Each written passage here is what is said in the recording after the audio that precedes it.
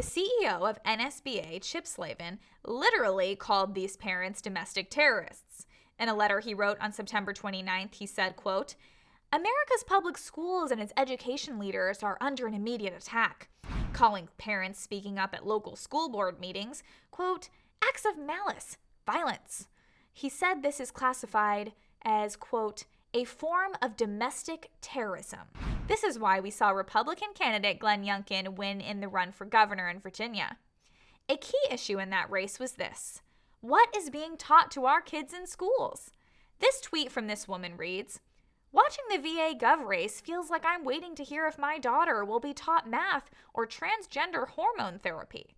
So we saw a great referendum on what parents think of the radical left's plans for education. And the answer is, they don't want it. And remember, Virginia is a blue state that went blue in 2016 and blue in 2020.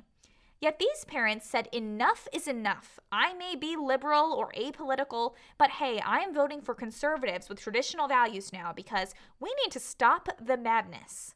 I need to vote based on what is best for my child, and the radical left's agenda is clearly not it.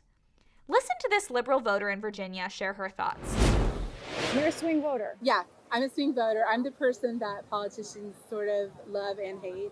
Dana Jackson, whose daughter is now in high school, is an independent. She's voting Republican this year, and she sees others like her. I have some friends that are Democrats who have never voted red in their life. And this time they voted every red box they could find. I mean, they were raising hell about Trump. And they opposed President Trump, but here they are now voting for the Republican candidate. Yeah. Because of schools. Yes, because of schools. Schools have been the great equalizer. During the last year, as the COVID-19 pandemic forced classrooms to go virtual, she helped organize rallies to reopen schools. I think that our children's lives are at stake, literally. Our children were locked out of school last year, and it was detrimental to this area. It was detrimental to all of the states that have lockdowns for children.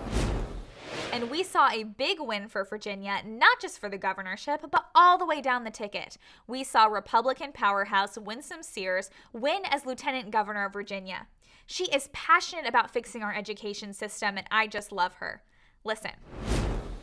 Safer communities, and our children are going to get a good education.